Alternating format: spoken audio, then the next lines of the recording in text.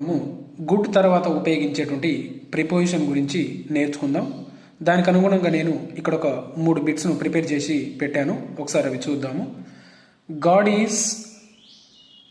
Is good for Meena, at Meena, on Meena, to Meena. So good తర్వాత వచ్చేటువంటి preposition ఏంటిది? Good for, good at, good on, good to.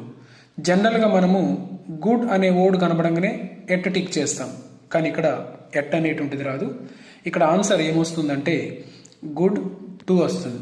God is good to me. Next second bit చూద్దాము. He is good dash mathematics. ఇక్కడ good తర్వాత వచ్చేటువంటిది ఏంటిది? Good తర్వాత ఇంతకుముందు మనం చెప్పుకున్నాం కదా, దానిలాగానే ఈ bit good for, good at, good on, good to. So ఇక్కడ కరెక్ట్ ఆన్సర్ వచ్చేసి గుడ్ ఎట్. గుడ్ తర్వాత ఎట్ అనేటువంటి ప్రిపోజిషన్ వస్తుంది ఎప్పుడు? సబ్జెక్ట్ విషయంలో సబ్జెక్ట్ రిలేటెడ్ ఇన్ఫర్మేషన్ ఉన్నప్పుడు. Okay, he is good at English, he is good at mathematics. Okay, so ఆ విధంగా చెప్తాం. అదేవిధంగా ఇంకో బిట్ కూడా చూద్దాము. థర్డ్ బిట్,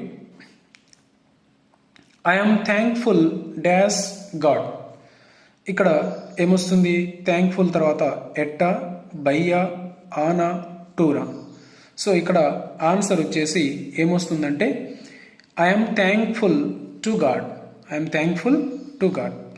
సో ఇవి గుడ్కు సంబంధించి, అదేవిధంగా గుడ్ తర్వాత వచ్చేటువంటి ప్రిపోజిషన్ సంబంధించినటువంటి ఇన్ఫర్మేషన్. ఇంకా మా ఛానల్ను సబ్స్క్రైబ్ చేసుకోకపోతే తప్పకుండా సబ్స్క్రైబ్ చేసుకోగలరు.